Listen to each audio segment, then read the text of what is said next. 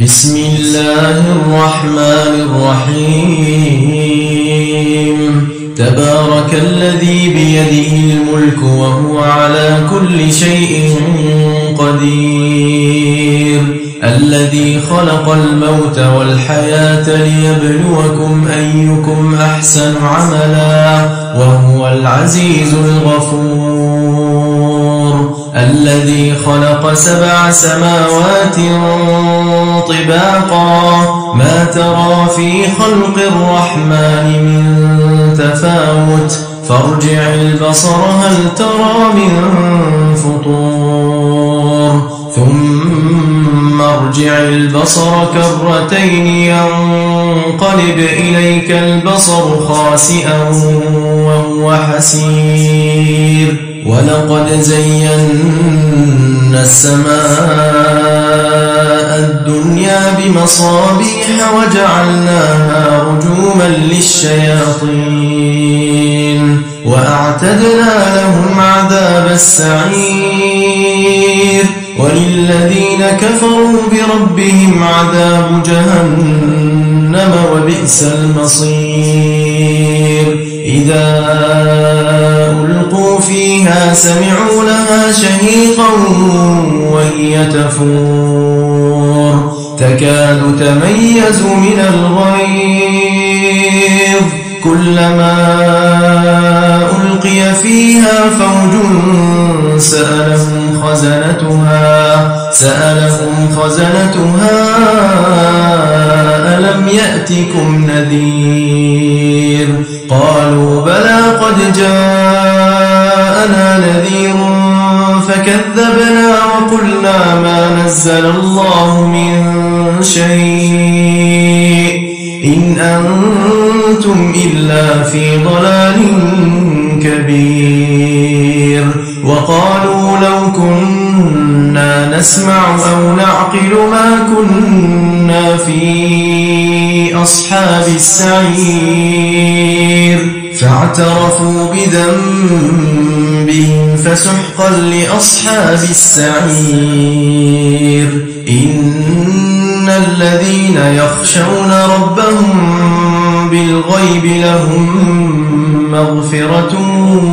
وأجر كبير وأسروا قولكم أو اجهروا به إنه عليم بذات الصدور ألا يعلم من خلق وهو اللطيف الخبير هو الذي جعل لكم الأرض ذلولا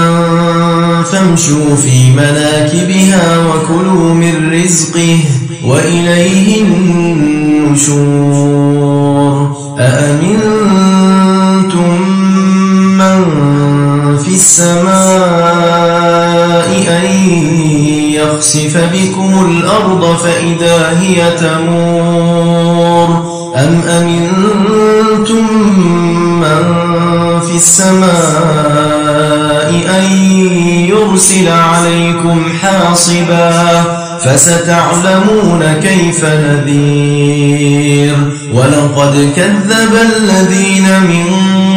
قبلهم فكيف كان نكير أولم يروا إلى الطير فوقهم صافات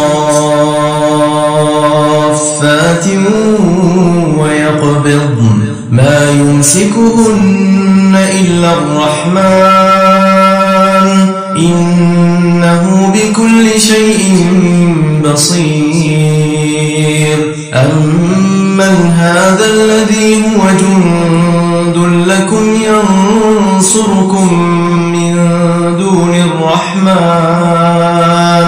إن الكافرون إلا في غرور أمن هذا الذي يرزقكم إن أمسك رزقه بل لجوا في عتو ونفور أفمن يمشي مكبا على وجهه أهدى أمن